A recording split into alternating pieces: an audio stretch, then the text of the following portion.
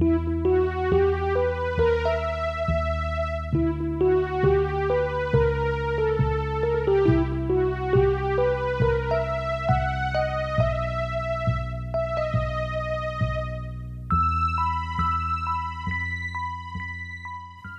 following is a fan-made chapter reading of the web serial Pale by J.C. McCrae. The original text can be found at palewebserial.wordpress.com. If you'd like to donate to the author, please go to patreon.com/wildbow. Thank you and enjoy.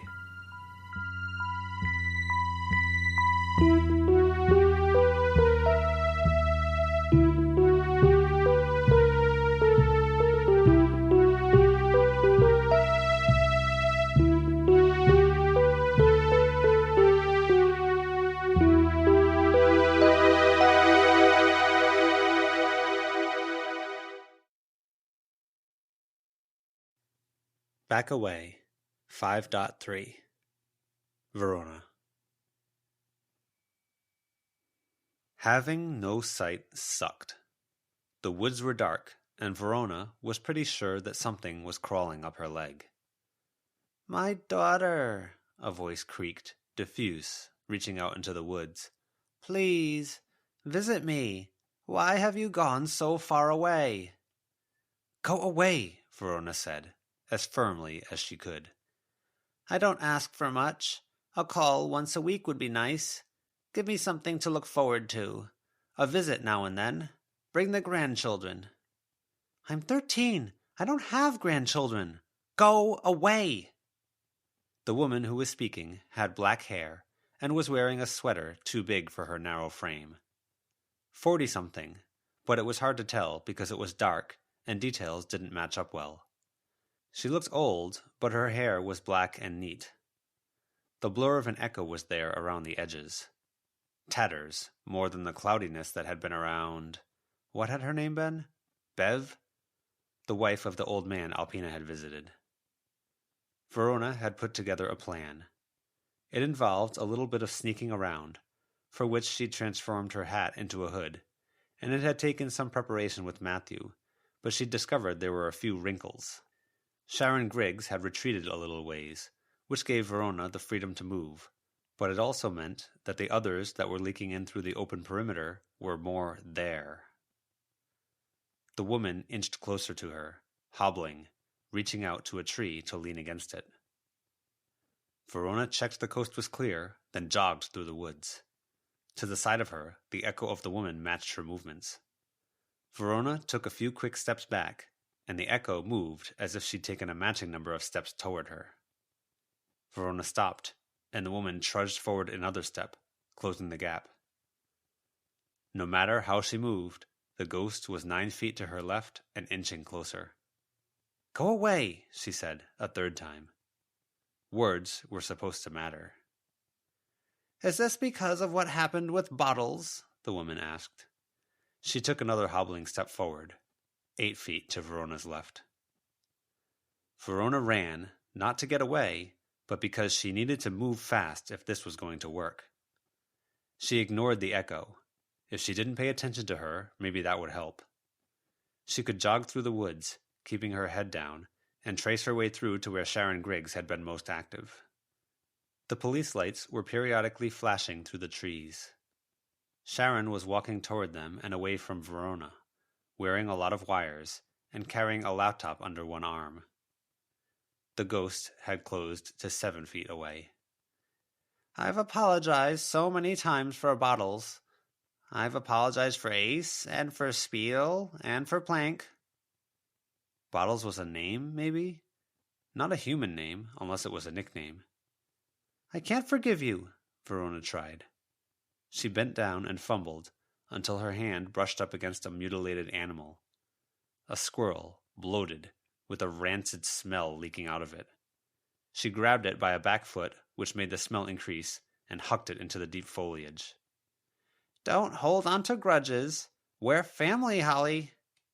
"I don't think you should get anything by default of being family," Verona said, continuing to move, keeping an eye out for the advancing echo. "And I'm not Holly." Playing along with Bev had helped her stay together. Now there was this woman, and Verona really wanted her to go away. Avery might be upset Verona was trying to destroy or weaken her, but there was a lot going on. So she challenged the ghost. "Are you angry about Aaron, Holly?" "I don't know who Aaron is. I don't know who Bottles is, and I'm not Holly," Verona said.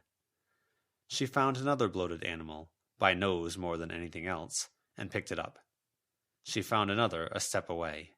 She tossed them. "I know you wanted to say goodbye to Bottles, but something had to be done. Vet bills get too expensive. It's not worth hating me over." Verona snatched charms from trees and from the ground. She couldn't get them all, but she could put a dent in things. She tried holding out a fistful of charms in the ghost's direction. It was only just barely past her arm's reach. Verona withdrew her hand as it stepped closer. "I don't know what you want of me," the echo told her. "I want you to go away and let me work." Verona found another animal and picked it up. It deflated in her hands, leaking out gases, and she had to twist her face away. She got stomach aches if the wind blew in the wrong direction, but this, at least, didn't bother her much. "I did my best for you, Holly, and ever since my cancer diagnosis, you've been so cold and distant. You've forgotten everything good I did for you, and you clung to the bad." "You didn't do anything for me," Verona told the ghost. It was so close it could have extended a hand to touch her face now. She backed away, and it didn't help at all. Her sight wasn't working especially well, and she didn't trust her cards. Most of the cards she had would draw the attention of the police anyway. "I fed you. I clothed you. I gave you a home." "Those are things you have to do legally, or you lose custody. You don't get points for that. If you bring a kid into the world, that's for you, your benefit. It's not for them, not until you've made that world bright and positive and worth being brought into." The ghost stopped. "I don't know how many times I can explain myself. You don't seem to listen. Bottles, it was good we put him down while he was happy and young. Ace jumped up too much. He escaped his gate. We couldn't bring people over. It was too much. Speedle got into the garbage, which you didn't take out to the curb. I told you I was never going to clean up another mess like that. If you didn't take the garbage out when you were supposed to, I'd have to get rid of him. And I did. Plank kept us up at night with his squeaking and scratching." "And Aaron?" Verona asked, hating that she was wasting time on this. Something tickled her leg again. She couldn't take her eyes off the echo to look. "Your boy needs to learn to talk to his elders with respect. But I was still too heavy-handed with him. I've admitted that, and I don't know how many times I can apologize for that. Please forgive me. Let me back into your life."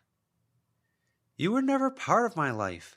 You're a shitty ghost of a shitty person," Verona said. "And I really have other things to do." "Please, Holly. I'm dying, alone, and the nurses treat me like garbage.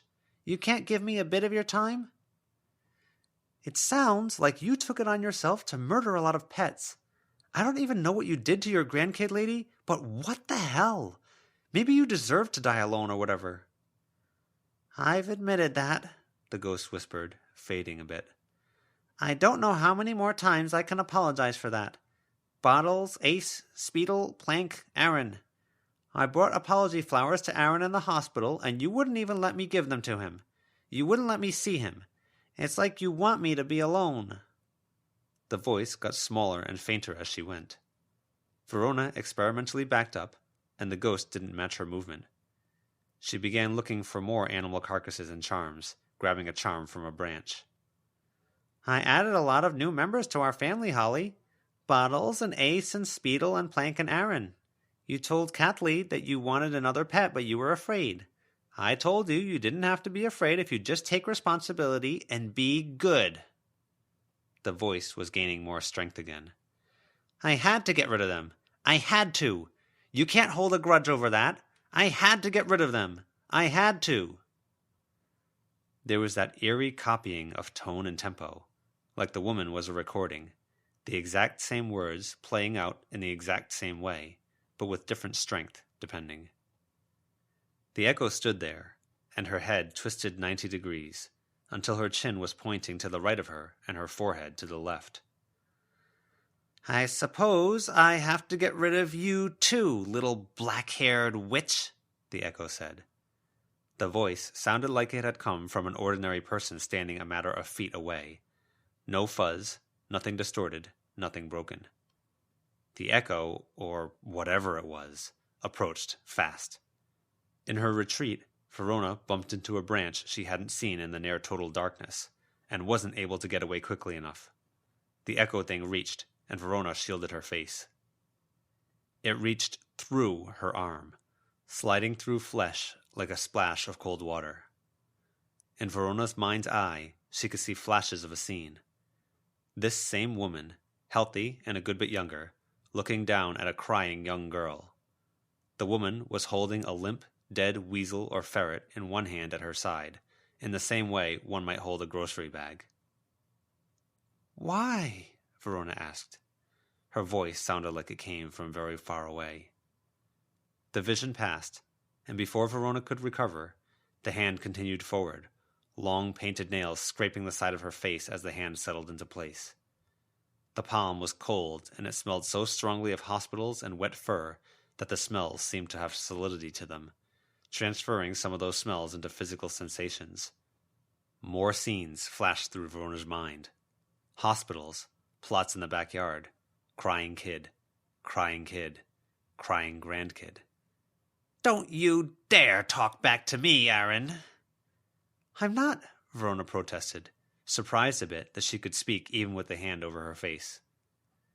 Gripping her face, nails pressing in against scalp, the ghost picked her up, lifting her up with one hand, while her legs kicked and her arms flailed. Verona reached for the echo's arm, trying to find leverage, and her hand passed through it, treating her to a vision of a sullen, heartbroken Holly at the breakfast table. She tried to divorce her thoughts from the scene that flooded her head. Things that weren't her. Glimpses of Holly, glimpses of the woman, of the hospital. Verona couldn't form a coherent thought, but she could tap into instinct. She let her bag slip down her shoulders and caught one strap. It was hard to swing while being held like this, so she held it down where her foot could touch it and used her foot to thrust it in the general direction of the ghost. The ghost dissipated. Verona dropped to all fours, the bag collapsing and rolling a bit down a slight slope. She waited, watching. Off in the distance, the red and blue lights were still flashing, the headlights shining through trees. Sharon had gone over there. This was a game of chess, essentially, and Sharon had a lot of advantages. The sole advantage Verona had was that Sharon didn't know she was playing. Not yet. And that advantage was dwindling. Sharon was free to do her thing, while Verona was stuck. Verona watched as the echo materialized once again, pulling together from what looked like wisps of fog, edged with red that could have been raw flesh. The woman gathered together. Verona picked up her bag, holding it like a weapon. Even in the gloom, Verona could see the salt that Jessica had tossed onto her head while they'd trudged through the ruins. The moisture and the grooves in the bags, especially the straps, had helped to hold onto the salt. Just enough to count. Pure salt was better than anything tainted, Verona remembered, but this apparently counted enough to help. She held out her bag, keeping it between herself and the echo. She turned on her sight, and she could see in the gloom. She could see the echo, wispy, with something meaty inside it. The meaty larval chunk twisted, writhing, and Verona could see the parasite or tumor that was attached to it, black and slick.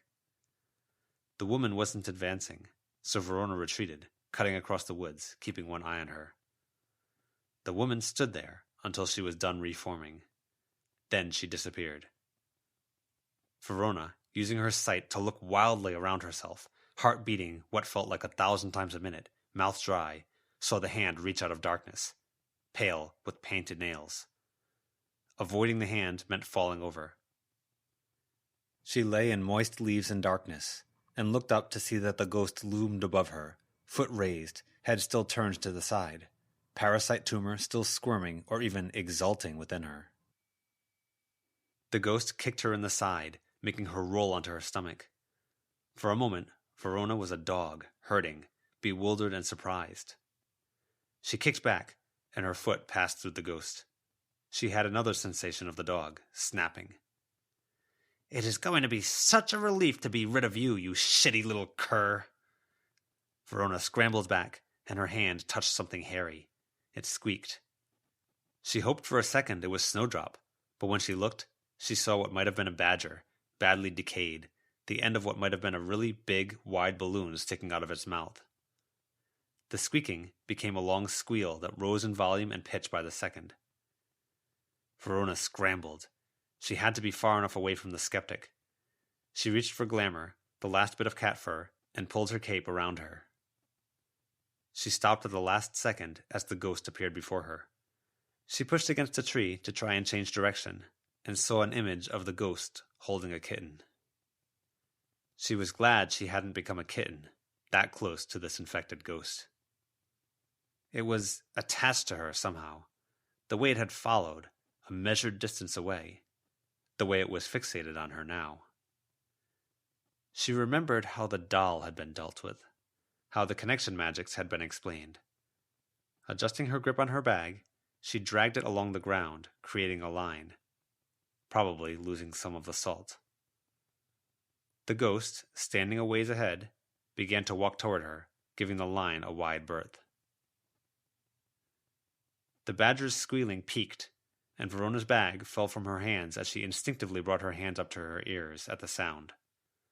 Holding her hands firm there, she hurried to put a tree between herself and her best recollection of where the badger had been. And then it detonated. The sound was like a fart combined with a grenade. A wash of foul smell and fine droplets of decay and ass splattered the area around Verona. She coughed, and as she pulled her hands down, she dimly heard the shouts of police, along with a young woman. No. The coughing left her breathless, and every breath she tried to take tasted like a fart that had been primed inside a dead badger for at least a week. This ruined everything. She'd had a plan. She started running, directly away from the incoming police, from Sharon, because maybe there was a chance to do something if she could get away. She didn't even make it one step. A hand seized her by the neck, then hauled her back, holding her there against the tree. She was already breathless, trying not to breathe or cough, even though she felt like she was suffocating. The hand tightened. Even though her back was to the tree, the infected ghost was behind her, standing in and reaching out through the tree. Another hand gripped her chin. Verona reached up, and her fingers reached through ghost hands to touch her own skin. "Won't be getting into the garbage now, will we, kitten?" Verona's foot scraped the ground, reaching for her dropped bag that was coated in salt. She moved her head in case some salt still clung to her scalp. But she'd worn the brownie-given raincoat that was now bundled up in her bag. The bag was too far out. This sick ghost could grip her, and she couldn't touch it back. It wasn't fair. She could hear the police shouting, coughing. Verona managed to suck in a breath, and she gagged at the taste of it. She needed to buy time. What were the ghost's triggers? If it saw her as an animal, that was bad. "Do you want to know why I haven't visited?" Verona asked. She fought the urge to cough. "Tell me, Holly. Do you know why I haven't called? Tell me." "Do you?" She started to cough, stopped, and saw stars from the force of the urge and the lack of air. "Tell me!" The ghost raised its voice. A beam of a flashlight swept her way. The sensation of hands at her throat and chin disappeared. Verona drew her shoulders together, best as she could, to make her profile smaller, and to try and let the tree block their view of her. "What is that?" "I told you, mutilated animals. If you'd listened, then we could have wasted a lot less time. Again, really thankful you were so prompt." "No need to be sarcastic, miss." "Sharon. You can call me Sharon. And I'm not being sarcastic. I'm a big, big supporter of the police. Some creeps were out in the wood playing with fire. I can show you the location." "You should talk to the park authorities." The flashlight beam swept past Verona. She tried to stay still. She was trying hard not to breathe or gasp too loud, but holding her breath reminded her of why she was holding her breath, and she found herself gagging. The flashlight beam settled. It shone on the tree behind her, the diffuse outermost edges of the beam sweeping out to her left and her right, and it didn't move. Did they see her? There was more tickling at her leg. She looked down and saw a cherry pop-sized goblin clinging to her shoe, circling around toward the inside of her foot to move away from the beam. She couldn't bend down to grab it, because that would have risked giving her away. She couldn't bring her foot up for the same reason. You need to investigate this. There are some creeps in the woods who seem to think they're doing something satanic, but these things are always idiots with an overactive imagination and a lack of long-term thinking who end up hurting others. Hurting animals in this case. Animals die in the woods. That's for park rangers to handle. Listen to me, please. I'm a visitor to your beautiful little town here. I happen to be getting film footage for my streaming series, and I stumbled onto something horrific. I'd really appreciate it if you could check this out for me. I wouldn't waste your time on something I didn't think was serious. What's this streaming thing? Like a documentary online. I record stuff. I'm currently recording stuff, and I'll disprove myths. I have another, better channel, but it's not getting many views yet. It's still new. It's a WoobTube thing, Damien, another man said. Another officer. Another site. WoobTube has issues, but you have the right idea, sir. Are you recording right now? The first officer asked, stern. I've got my microphones muted, and I'm standing so the camera I've got attached to my shirt isn't pointing your way. You can listen on my headphones if you want to check. That's fine. You popular? 6,000 people check in regularly to watch me prove ghosts don't exist. I've got 400 on my other channel. Good number. Wow. Amazing, Officer 1 said. Really impressive, the other said. You're a minor celebrity. Yeah. Thank you. Can I see? Show me this thing. Can you check out the thing I'm talking about after? It really might be some kids messing around. I had to step in when some kids on the beach were throwing frogs into a campfire. They'll do messed up stuff with fireworks and animal carcasses. The other officer added, Let the stink clear out for a minute. If a kid really put a firework in an animal corpse, isn't that actually serious? The risk of forest fire, and they could be out there. They probably are, but they're long gone by now. I twisted my ankle 2 years ago chasing some teenagers down by the river shore. It's not worth it.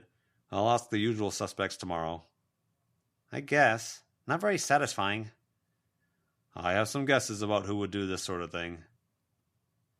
It'd be great for my stream if I could record you arresting someone.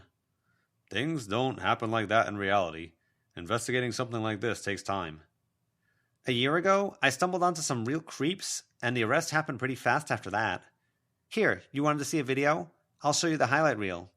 Maybe if you do get an arrest, you could do a phone interview with me? For my channel? All right, but only if you show me these numbers first. What is it? 6,000 people watching? I don't believe that.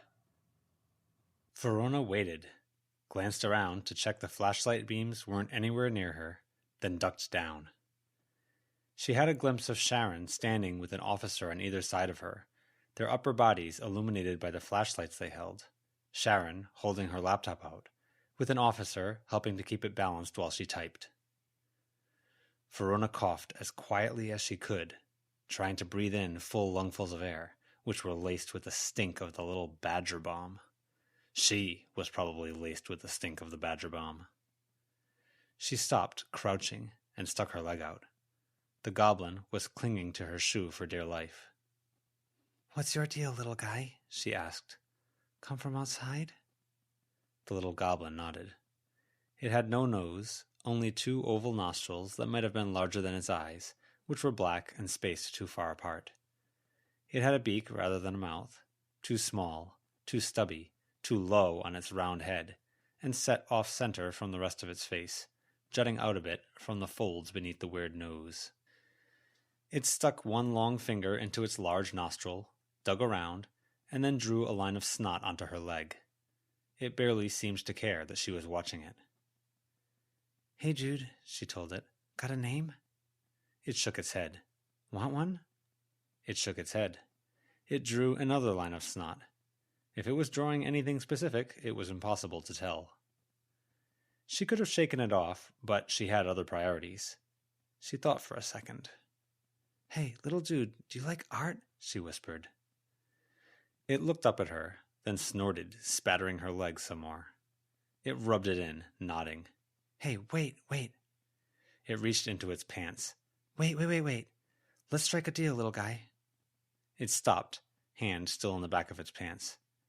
"If you do something for me, I'll hand out a present. I think you'll really, really like it. And if you don't, then I promise you I'll try to find a way to get you something you do like." It picked its nose with one hand, the other still in its pants, standing on her shoe, looking up at her. It was a bit of a dope, it seemed. "Yes?" It nodded. "Do you have friends?" It shook its head. "Do you know where there might be some stray goblins who might want a prize too?" It nodded. "Find them really, really fast if you can, and then go and find all the goblin traps and dead animals around here and hide them. Find the little broken charms and ward things and hide them. If you can do it before those police officers find it, it'll be great." The goblins stared at her, as slack-jawed as something with a beak could be. "It'll make this woman out there super mad. It'll ruin her day." He nodded. "It'll annoy the police, too. They might even fight. And you get a prize. But only if you hurry."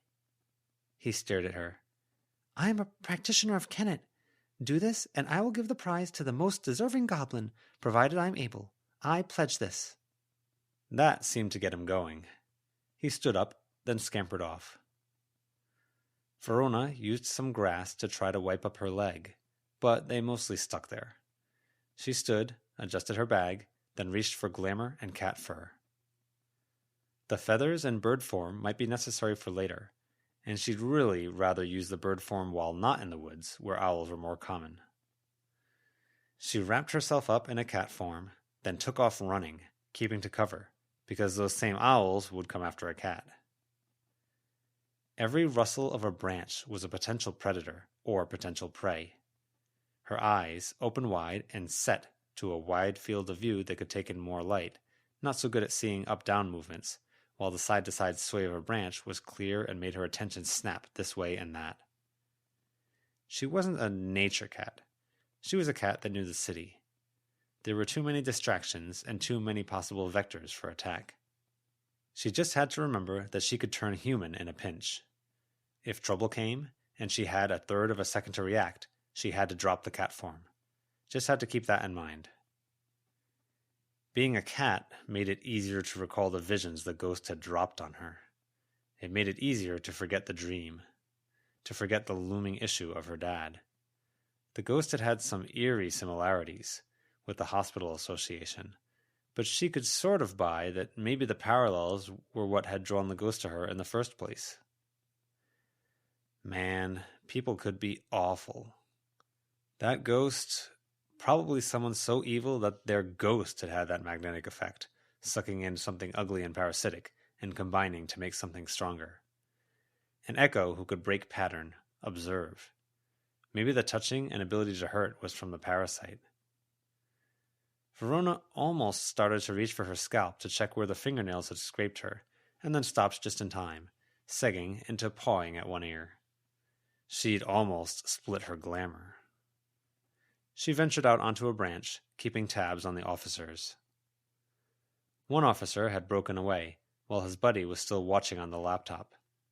Sharon twisted her body to keep the wandering officer in her body cam's field of view, while her other hand kept the laptop propped up. Verona prowled forward, smelled the fart, and her mouth involuntarily opened wide, retching and hacking, and fighting a need to sneeze. Hair all down her body stood on end. A flashlight beam, bright, fell on her. Her pupils adapted quickly. She didn't lose the glamour. Verona ran off, trying to get to high ground above the stink, pausing periodically to cough and retch. The dossier had said that glamours tended to shatter preemptively when Sharon turned her attention toward them, which Verona had kind of thought might be a good early warning sign that Sharon was coming. Now she was here, perched on a branch, wearing a cat form, and she was pretty sure she couldn't turn human now if she tried. Sharon's ability made the world make sense. It simplified, made things easier. A glamour that tested Sharon's grip on reality would shatter first, probably. But an animal in the forest? That was fine. It was so tempting to go straight for Sharon. If she could pounce, land on that laptop, and make it fall, that would be perfect. But it was too hard to manage, and she wasn't sure the glamour wouldn't break. If she jumped down from a tree, then there was a chance she could fall out of the tree as Verona instead of as a cat. Off in the other direction, so far away even her cat eyes could barely make it out, a deer stalked the woods.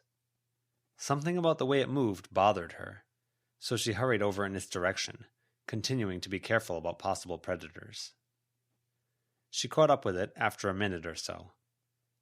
It walked with a bowed head, and its face and one of its antlers was melted like candle wax, trickles hanging low and wobbling like jelly as it moved this way and that. It turned to head toward Verona, and she could see the symbol inscribed on its brow, along with a sphere set in the candle wax where an eye should be, milky white and faintly glowing in the gloom. She hissed, and it turned and walked in the other direction, using 3 functioning legs and a melted one that dragged. They really needed to get this perimeter back up. She hurried back, and she saw that the other officer had walked off a fair distance. She had to circle around the cloud of stink, and evaded a small goblin that was running by with a dead mouse and a dead snake on a skewer.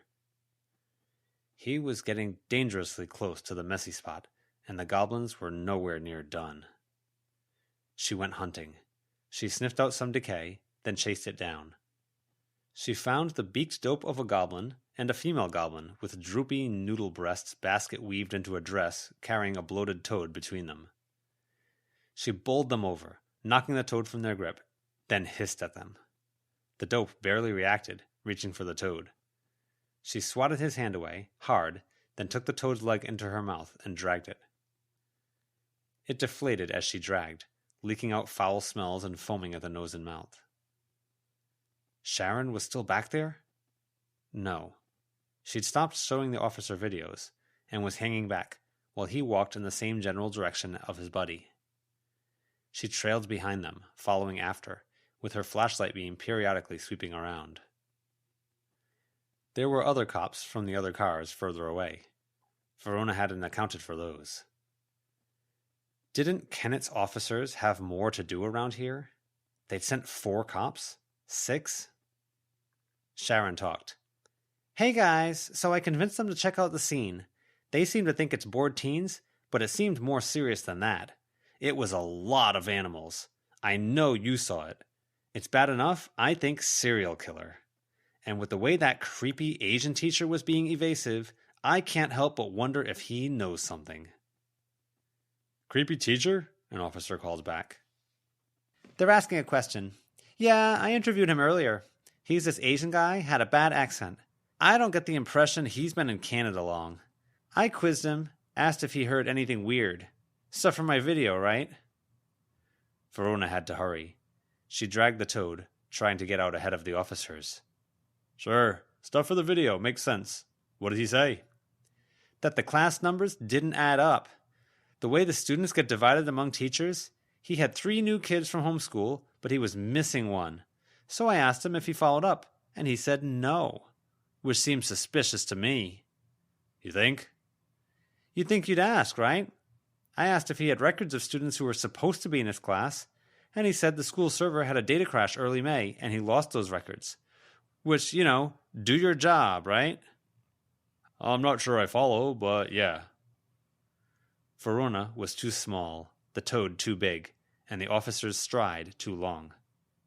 Different tack. She dragged it away, off to the right. So, you asked about the body cam, right? Part of the reason I wear it is I run into some real creepy types out there. Crazies, twisted people, people who've gotten lost in their own fantasies. They're definitely out there.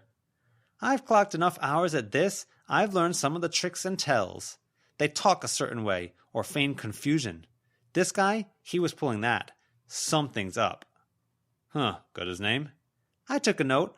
Tony lie. We'll look 'em up after. 90% of the time, when I really press people like that, you find the stories don't add up, or they've got some weird beliefs and fantasies. You ever think of being a cop? I'm tiny, for one thing. Doesn't automatically rule you out. And I can be a real bitch, but I don't have the clout when it counts. I'd think about it if things were different. Verona dropped the partially deflated toad, backed away, then pounced on it. It foamed from one nostril, but nothing happened. Hurrying, she resumed dragging. Sharon was no longer in earshot. The burbling intensified, and the dragging got harder. Verona checked and saw the toad was swelling, re-inflating. Fast. She let go and bolted, dashing away. The froth nearly buried it as it began to tremble. It detonated before she could get 100% clear. Verona, human, tumbled roughly into a bush. Her hat lost its glamour. She scrambled, looking for a hiding spot, clutching her hat to her chest because the brim was too wide. The smell hit her a second later. This was a different sort of bad smell. The cops came running, flashlights out. They held hands to their mouths and backed away as the smell hit them too. They'd run straight into it, while Verona ran away, moving as quietly as she could through undergrowth. She didn't have her sight. "What are you doing? Go after them!" Sharon called out. "They're—" one officer started. The next word was choked out by vomit as he heaved out onto his front and then onto the ground. The other officer covered his mouth, trying to press into the pale yellow-brown fog. He reversed direction, then stooped over, hands on his knees, controlling his breathing. His hand wiped at his eyes. "Why didn't you keep going?" "Can't see, it's—" He stopped to gag. "It's what?" "Caking my eyeballs. God, I could taste it with my eyeballs." "I guess this whole fucked up project, excuse me for swearing—" "Oh," the first officer, still vomiting, managed to say something between heaves. "Fuck." "They might have been making stink bombs," Sharon said. She was keeping a good distance away from the dissipating fog.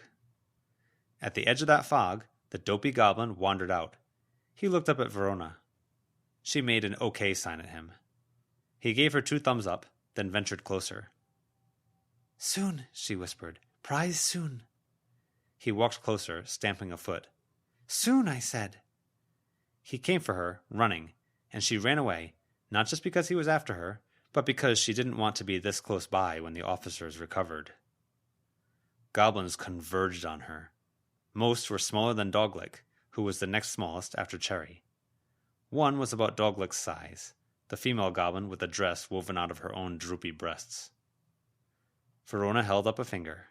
She pulled off her bag, opened it, and reached inside, digging. Art notebook. She had to flip through as goblins got increasingly impatient, some growling. She folded the cover of the book around to the back, and then held up the page for the assembled goblins, glancing back to make sure Sharon didn't have eyes on her. The smallest goblins jumped with excitement, clawing the air. The one with the dress smiled, showing off sharp teeth. "Want?" The answer, from goblins who seemed mostly nonverbal, seemed to be a resounding yes. The female goblin said something rude about wants. The picture was a pencil sketch Verona had ended up doing while using rude videos online as her nude models for figure drawing.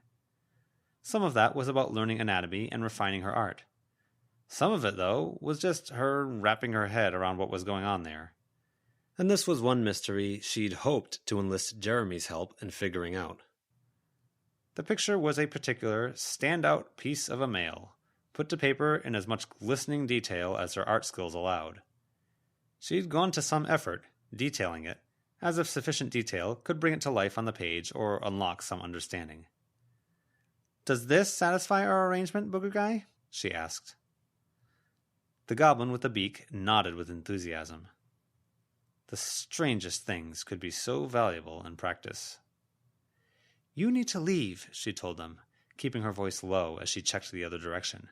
"Get out of town, and you can have this. Deal?" The goblins nodded. There were more cops, sticking closer to the road, and others out in the woods investigating.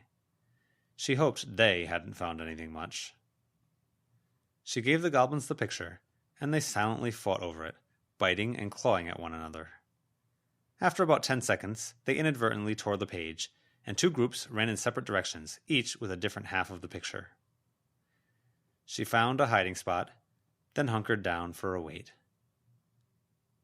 She almost screamed, jumping out of her skin, when she realized she sat down next to something. It was a girl, with skin that drooped on her like a bulldog, and a few gaping wounds at her chest and limbs, the skin hanging away. She wore a dress that had probably looked nice once, but had been stained black with the oily ichor that leaked from her wounds and orifices. Everything that was inside the wounds, past the eye holes of drooping eyelids, and inside her mouth, which was perpetually drooped open, was as sleek as the skin wasn't. It was all black eyeballs with yellow irises, all interlocked together, so the corner of one was nestled into others. All eyeballs moved in unison, and the sound of them all moving was like a faint slosh of water. They flicked over to looking the other way, and again there was that faint slosh. The girl held a finger to her lips. A fingernail was missing, and an eye peeked out from the nail bed, the edges of that nail bed bleeding black ooze. Verona nodded, then gave the girl a thumbs up. It wasn't a long wait. Verona's sense of smell struggled to recover, and she was increasingly aware of an ammonia smell from the girl. "This isn't a good town to be in. They're very protective of their territory," Verona whispered. The girl's eyeballs sloshed around, moving in what could almost be a language, like Morse code, except there were more things than dashes and dots in there. "Can't understand you, and you need to be quiet," Verona whispered, as a flashlight shone on, not them, but on their general section of forest. The girl waited until the light had moved on, then reached out in the general direction of Kennet.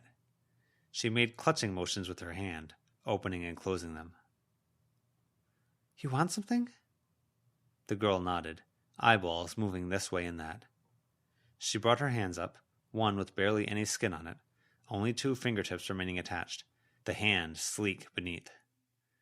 She pressed index fingers and thumbs together and made a diamond shape. "Diamond?" So gesture, hand wobbling. "Jewel?" The girl nodded. "I think a lot of things are after it," Verona whispered.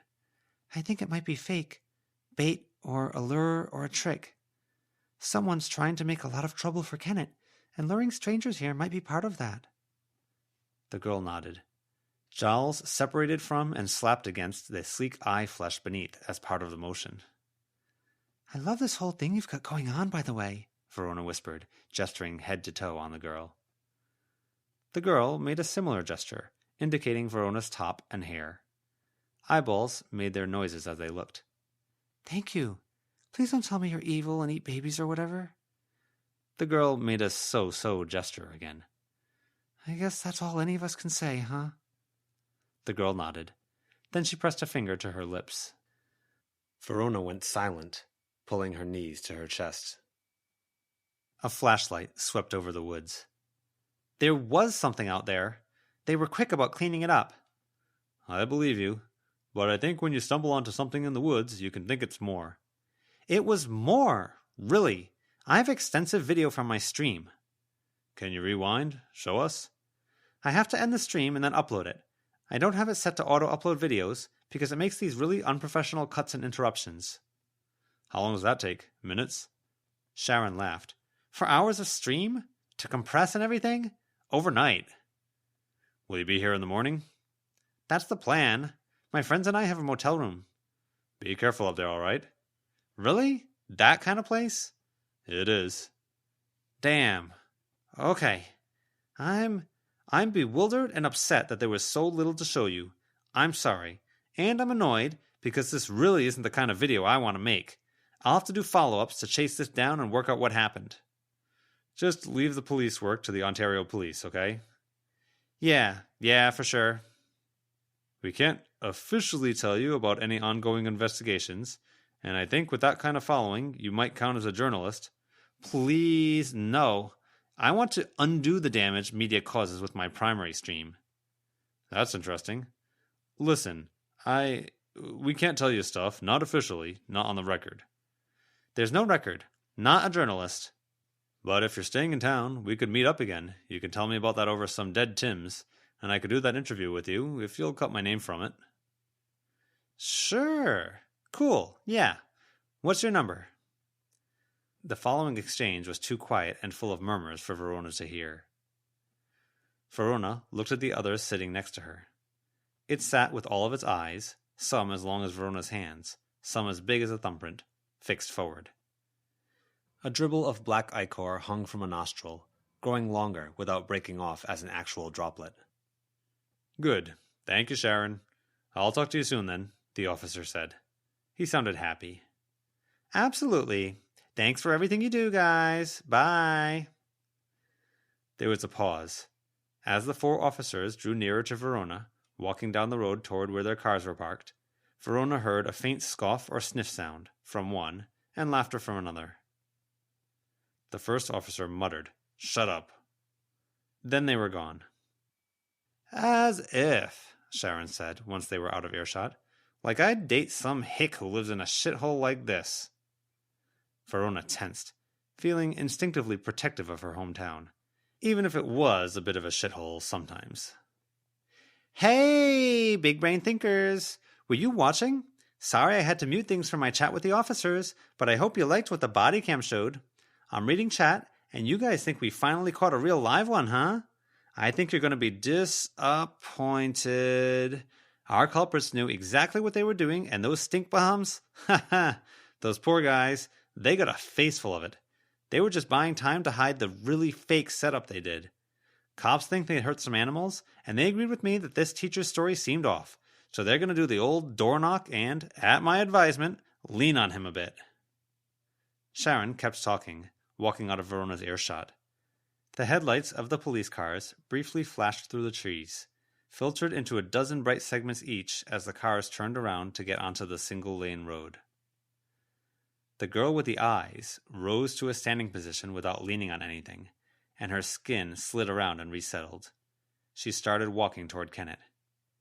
Hey, no, Verona hissed. No! The girl pressed fingers together into a diamond. No, Verona whispered. Please be as cool as you look. The girl pressed her fingers together to make a diamond again. She started walking, and Verona nearly tripped over a bush in her haste to get in the girl's way. No, really, please. Off to the side, a blurry figure strode through the trees with more speed than he should have had, walking through branches and greenery. He wore a business suit, not dissimilar to Verona's dad, and his hair was messy, his clothes disheveled. He had his hands on his head, muttering, If I work an extra 4 hours this week and take Saturday off, I'd have to get the promotion and add an extra 5. Maybe if I took out another line of credit, she deserves a ring. $52.99 and 70 cents. If I can skip a meal now and then, she won't be satisfied with less. Dude, Verona said to the ghost, I don't think she's worth it. She's worth it. She's worth it. I can't lose her. $52.99 and 70 cents. I'll have to work an extra 7 hours this week, 4 or 5 next week. If I work through the holidays, I need a ring. That's the ring. He fixated his gaze on the distance. That's the ring. Maybe it's a ring, Verona told him, keeping her voice low. I think it's a trap. I'm trapped. I don't know what to do. I only have 4 more months and then she leaves. I need $5,299. I'm barely making enough to scrape by as it is. Oh, Guy, Verona said, wincing. It's all a scam, I'm pretty sure. Engagement to marriage and everything that follows. The girl with the skin got Verona's attention, pointed at the same location, then made the diamond shape. No, Verona said. It's some kind of other bait. Why are you guys being dumb about this? I won't have her, and I won't have a roof over my head, the echo said. He looked at Verona. Roof over my head. I need help. Roof over my head. I don't know what you're trying to communicate. He reached out for her, then approached, walking swiftly. She stepped back, bumped up against a tree branch, then used her bag, blocking his hands. The salt, still on the bag, seemed to shred his substance. He collapsed into the bag, coming to pieces as it tore his arms and then chest up. His echo-substance head passed through her, and she had glimpses of him, elbows on the table, face in hands, looking at a spreadsheet on a tablet. Then he was gone. He didn't reform. I've got stuff to do. I can't be your Hallow. I'm sorry you had it rough, Verona said. The girl with the eyes looked down at him, moist eyes squelching with their simultaneous movement. I didn't do that on purpose, but that might be the sort of thing that happens if you keep going after this jewel. They're pretty territorial down there. I think they were torching echoes and spirits on sight. The girl looked back at the jewel. No, really. I know you want it, but... The girl turned and walked away, opposite direction. She cut across the path Sharon had been so near, then disappeared into darker woods. Good. Okay, Verona said, huffing. Her heart was pounding from the too close calls and everything else. For a moment, with no immediate threats, she didn't know what to do with herself. Adrenaline left over in her system. It didn't help that there were so many high-stakes things coming up. Dealing with Sharon in a proper way, helping the others, getting back to the Institute. Dealing with her dad, whatever was going on there. Her thoughts turned to the dream. Alpina had said something like how someone strong enough could take away lessons or grow from it. Right now, thinking about it, she didn't feel especially strong. She'd somehow expected, going in, that the practice stuff, the magic, would be this extra thing. Like the sight was, kind of, but more. A sixth sense, a third eye, an extra hand. But with the recent thing with her losing her bag, and the dream, and Lucy getting mad, and how personal some of those things had been, it felt kind of like the opposite.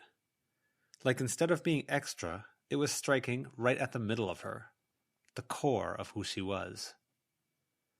And it felt like enough strikes to something vital could make her shatter. She wasn't sure she had it in her to face down her dad, to hear that he was sick and she genuinely needed to help, to hear that he wasn't sick and that he was willing to go this far. She watched as a faintly translucent figure walked through the woods, a woman with lime green skin that had pineapple print on it and magenta hair. She didn't have it in her to intervene. Probably, if the entire perimeter was down, they were coming in from all directions. This mess wouldn't be all the way cleaned up by the end of summer, even if the perimeter was put back up right away. Somehow. She wanted to go to magic school with Lucy, have a sleepover every night, hang out with Avery and Snowdrop, and get to know some freaky practitioners. She wanted to unravel some mysteries and tie up problems, and doing that was something she was supposed to do. She hung her head, struggling to find her equilibrium. A bit of roughhousing from the infected ghost aside, the vast majority of today had been an emotional beating. The ruins, her dad, the ghost, seeing Lucy have a bad day. She squeezed her eyes shut tight, trying to block out the light, and a tear rolled down her cheeks, surprising her as much as the eyeball girl had. She wiped it away as fast as she was humanly able, then blinked a few times. She wanted to hug Lucy and Avery, and to nuzzle an animal Snowdrop. To do that... Gonna go see my friends, check into this motel that is apparently not very good, and see about getting some shut-eye. Investigations continue tomorrow and might even carry on into the next few days. There's a few things here to dig into. No, haha, I'm reading chat. There's nothing saying the motel is haunted. You're smarter than that. She had to deal with this bitch. Verona took a moment to sort herself out. She popped on her mask, knowing that around Sharon she would have no peripheral vision when she could normally see through it with the sight. She ducked out across the path, closer to the cars. She stopped in her tracks. Sharon was there too, about 30 paces down the straight dirt path, with its periodic set of dodgy wooden stairs. Hello, Sharon said. Sharon, hey, Verona said. I don't know you, but I think I saw you. I was hired, Verona said. Just a bit ago. My friends and I cleaned up the animal bodies before the police got there. How was it for the stream? Did you get a good clip? I don't know what you're talking about. Sharon Griggs, right? We're both here because of Bristow. Come on. We did the fire thing. We arranged the old-looking guy there and then sent him home. I hope he's going home. The dangling things and bundles of sticks in the ground and the animals of the other setup were all sorted and hidden away, just like I was told. Told by Matthew. She'd also had Matthew hire her for pocket change before he left, just so she could say this stuff. Sharon fumbled at the camera that was clipped to her shirt, with its curly wire extending to the laptop. Oh, Verona exclaimed. Are you still streaming? Sharon shut it off, closing the laptop. Verona waited. Are you messing with me? Yeah. Hey, Bristow says hello, Verona said, dropping the cheery tone. What? He speaks English. He says hello sometimes. This was all set up. Now you're being messed with. I was surprised you brought the police into this. My integrity is really important to me. This is ugly. It's slander. You're attacking my career. Your career is kind of awful, Verona said, and you're not very good at it. 400 subs? Wow. That's sad, but it makes me kind of happy you're not getting more traction as a racist. What are you even talking about? Sharon asked. She seemed flustered. I'm not racist. My best friend is Asian. Tell me you're not one of those people who sling around major accusations like that. 400 subs. Did you tell that cop you're new to this? You were listening? Did you, though? Verona pressed. She knew from the dossier that it was a point of annoyance for Sharon, and she was damn well going to use everything she could. It's none of your business. So did you lie? Hiding your embarrassment over how badly you're doing with your conspiracy videos? It's not conspiracy, hun. It's making sense of a chaotic and messed up world. Why am I even talking to you? Who are you? You just jump into the middle of my stream to lie and try to mess with me? Were you sent by a rival streamer? That seems to make about as much sense as your conspiracy videos probably do. Did you ever consider that maybe you're really dumb and that's why you're not doing well? Not her best line, but she was tired and she really just wanted to press Sharon to get a response. I'm done with this. I've got things to do. Sharon walked ahead toward Verona. Verona backed away, trying to maintain a rough equivalent distance. Good job to whoever set this up. I told you, your landlord arranged this whole thing with you being here. I'm here because of him too. He wouldn't do that. He likes my videos. Are you really gullible then on top of everything else? Less than 99% of the population. How does that work? What kind of education did you get? I got life education, hun. How old are you? 11? 12? What kind of education do you have? Such a cop-out answer. I'm sure there are criminals and people who work at fast food for their entire lives who say they got life educations. Get out of my face. You smell like those carcasses, and I can smell it when the wind blows from you to me. You really did move them around. Did your life education keep Bristow from messing with you? He didn't. Then why am I here? You got all the answers? Why am I here, Sharon? Why do I know your full name? Or the weird building you live in? Or your history with your family, who seem to believe in so many things you don't? Because I talk about a lot of stuff with my community. It's not hard to put the pieces together. So you drop personal details online? Then you really are dumb. We were told in grade 2 that you had to be careful about what we said online. We could barely write in full sentences back then. Out of my face. Verona had to step carefully because there was a wooden staircase on the path, only 3 steps, which bridged a ledge where the dirt road led off the edge of a rock. Sharon got a bit closer. She scrambled back a bit more. Sharon wasn't engaging, so she switched tacks. What's this conspiracy then? Are you a flat earther? No. I believe in science and sociology. Vaccines? I believe in science, and the science raises questions. I think corporations have been sketchy for as long as there have been corporations. Being worried about what they're putting into your body when we don't know what happens over generations is just sensible. Secret cabal controlling the world? It's not a secret, hon. The information is out there. People just don't want to believe it. The same names keep popping up, and a lot of those names are the sorts who wouldn't have gone from being scattered refugees to some of the most powerful men in the world if there wasn't something going on. They organized. Maybe they're good at what they do? Or maybe they collaborated and gamed the system, shook hands and made deals, and schemed their way to where they control entertainment and media. See, that doesn't make sense to me.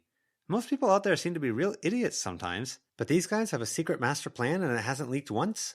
Nobody's fumbled the ball or let something slip? No paperwork? They've slipped. You just have to know where to look and who to listen to. The information is out there. And you want to be one of the people they listen to? I am one of the people they listen to. With no degree, no connections, and a cheap apartment with a guy who sends you on weird errands, and 400 subscribers? Sharon, hun, there's a kid in my school who makes up his own sticky block dragons while his baby sister screams in the background, and he has 700 subscribers. There are girls who do dance videos who have thousands. Is this really your deal? This is where you want to be in the world? They were in the parking lot now. Verona continued to back away. Sharon, stone-faced, walked up to her car, opening the door. Sharon, hun, Verona said, leave. Go to Mr. Bristow. Go grill him like you told the cops to do to that poor teacher, Mr. Lai. Push him for those answers. It'll be pretty illuminating. Sharon looked like she was going to climb into the car, but then she stood again, holding a rifle. She leveled it at Verona. Verona put her hands up. Did Alexander Bellinger send you? Verona swallowed. He gave you that name, huh? Did he? When you talk to Mr. Bristow, tell him a girl in a witch's hat and cat mask told you, no lie, Alexander has no involvement with Kennett. In fact, he swore off of dealing with this town. He'll take me seriously. That means nothing to me right now. Who are you? Talk to him. Really, truly, if you quiz him, it'll be better. Who are you? Sharon raised her voice, shifting her grip on the gun. Tell me or start saying your prayers. You'd really shoot an unarmed kid? And prayers? You're religious? Of course, and of course. Last chance. Who are you? I'm a kid who's in town to check on her sick dad. For the rest of it, ask Mr. Bristow. If he doesn't know, he knows where to find me.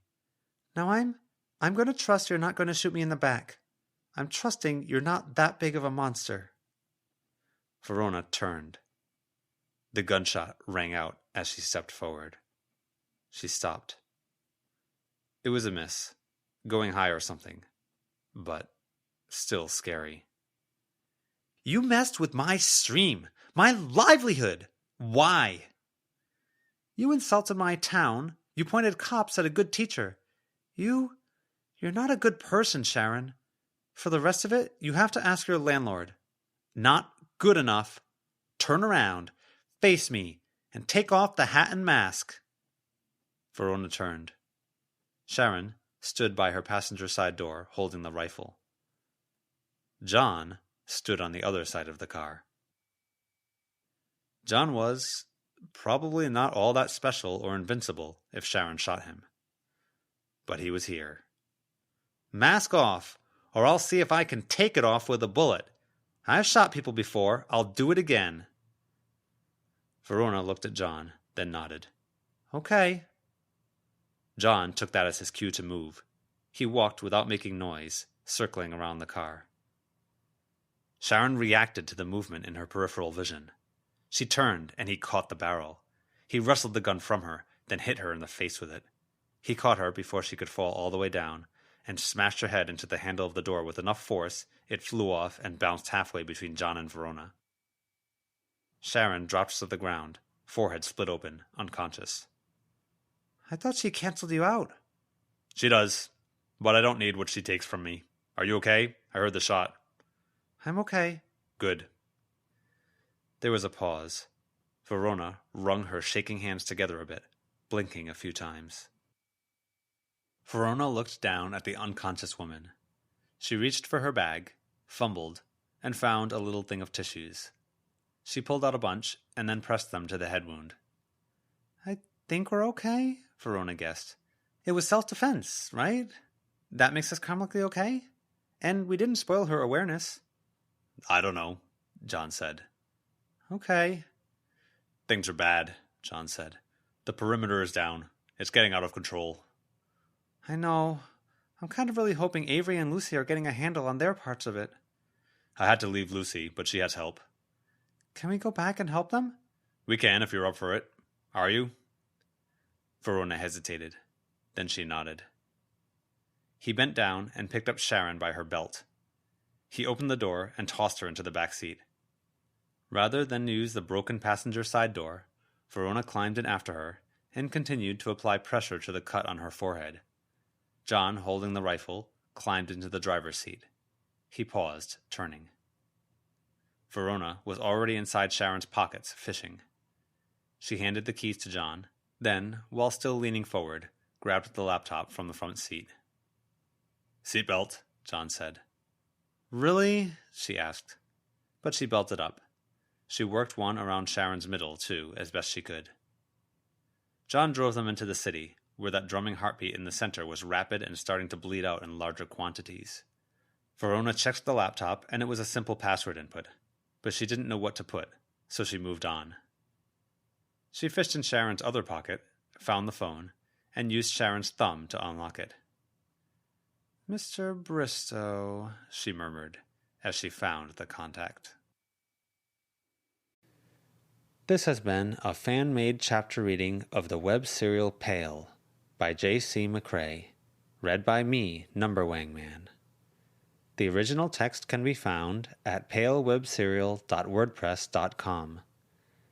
If you'd like to donate to the author, please go to patreon.com/wildbow. If you'd like to help with this project, please contact the Itai BM on Reddit. Thank you for listening.